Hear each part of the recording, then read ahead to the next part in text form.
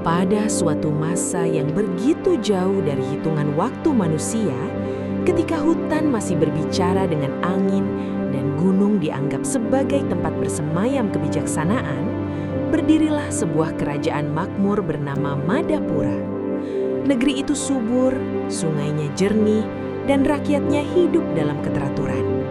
Namun, ketentraman Madapura bukan hanya lahir dari kekuatan pasukan atau kekayaan bumi, melainkan dari kebajikan seorang Brahmana suci yang tinggal di pinggiran kerajaan. Brahmana itu bernama Resi Dharmawijaya. Ia bukan bangsawan, bukan pula pemilik tahta, tetapi kehadirannya dihormati oleh raja dan rakyat.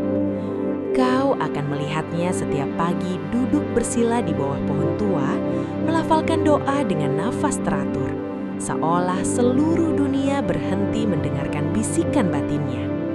Ia hidup sederhana, mengenakan pakaian bersahaja, dan hanya memiliki sedikit harta. Namun, kesucian hatinya menjadikannya kaya dalam cara yang tak bisa dihitung oleh manusia. Tahun demi tahun berlalu, dan ketekunan Resi Dharmawijaya tak pernah goyah. Ia membantu siapapun yang datang, mengajarkan kesabaran kepada yang gelisah, dan memberi nasihat kepada yang tersesat. Hingga pada suatu malam, ketika ia bertapa dalam keheningan yang begitu dalam, cahaya lembut turun dari langit. Sebuah suara agung berbicara kepadanya, memberi anugerah berupa kekayaan melimpah, bukan sebagai hadiah kemewahan, melainkan sebagai ujian kebijaksanaan. Gunakan harta ini untuk kebaikan, pesan suara itu. Resi Dharmawijaya menunduk penuh hormat. Dalam hatinya, ia berjanji tidak akan membiarkan kekayaan menguasai dirinya.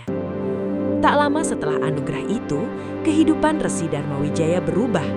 Ia membangun rumah yang layak, membantu rakyat yang kekurangan, dan tetap hidup tanpa kesombongan.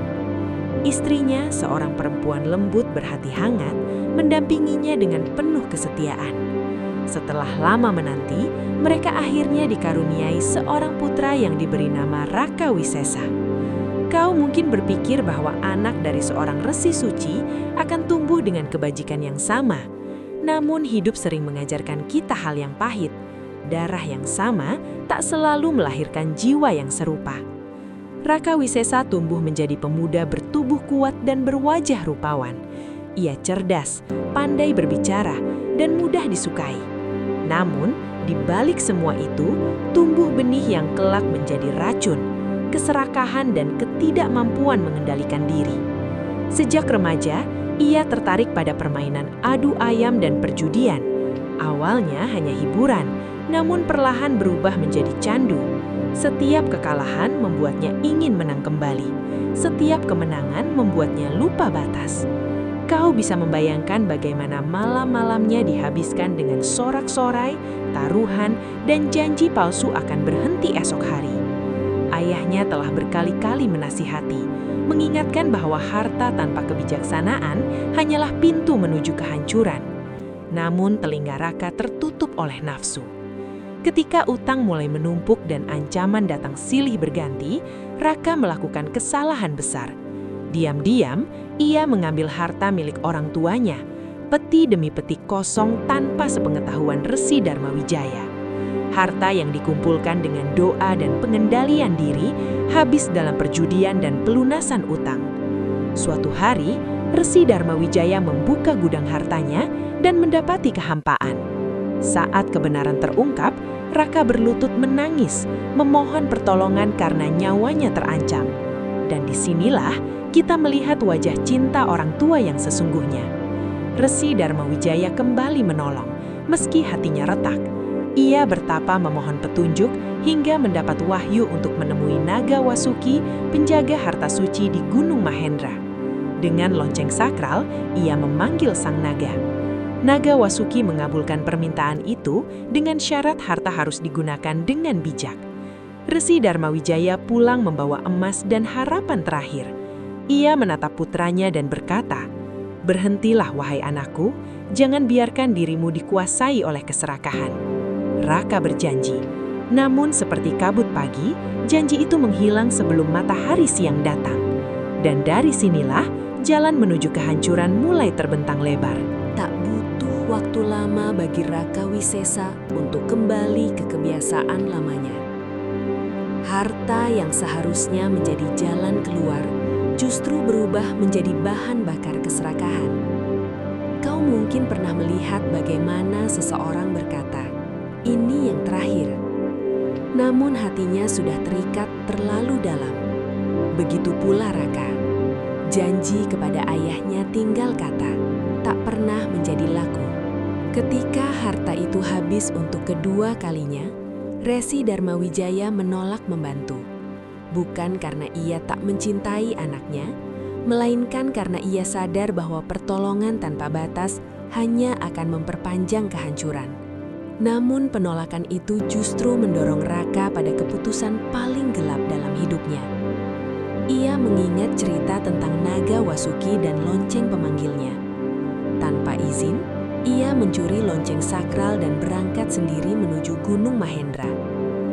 Malam itu gunung tampak muram. Angin berdesir seperti peringatan yang tak dihiraukan.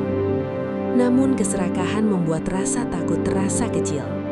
Ketika lonceng dibunyikan, naga Wasuki muncul dari kawah dengan mata menyala. Sang naga tahu bahwa manusia di hadapannya adalah pembohong. Namun rasa iba membuatnya kembali memberikan harta. Saat itulah, mata Raka tertuju pada permata besar di ekor sang naga. Pikiran gelap menguasainya. Jika aku mengambilnya, aku akan kaya selamanya. Dengan satu tebasan, ia memotong ekor naga Wasuki dan melarikan diri.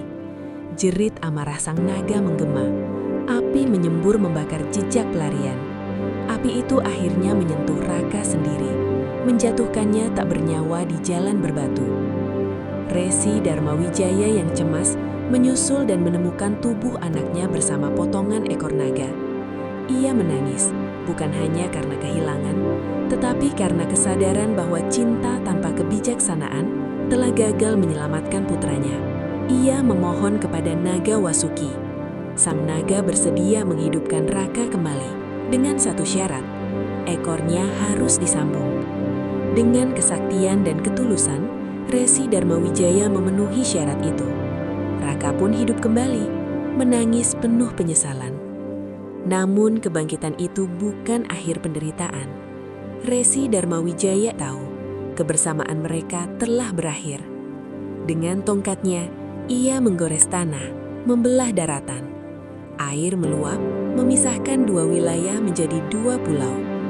Laut itu menjadi batas, pengingat dan warisan kesalahan. Sejak saat itu, laut tersebut dikenal sebagai laut pemisah. Saksi bisu bahwa keserakahan mampu membelah bukan hanya daratan, tetapi juga hubungan antara ayah dan anak. Dan kepada kitalah cerita ini berbisik. Hormatilah nasihat, kendalikan nafsu, dan jangan biarkan keserakahan mengambil alih hidupmu.